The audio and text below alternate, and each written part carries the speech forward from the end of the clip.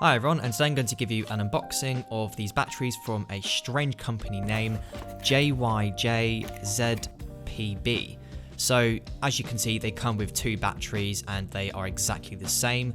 The packaging is quite nice. We have a cardboard box, and then inside we have two more boxes which are quite colourful. We have a micro USB charging cable included. We have some safety information.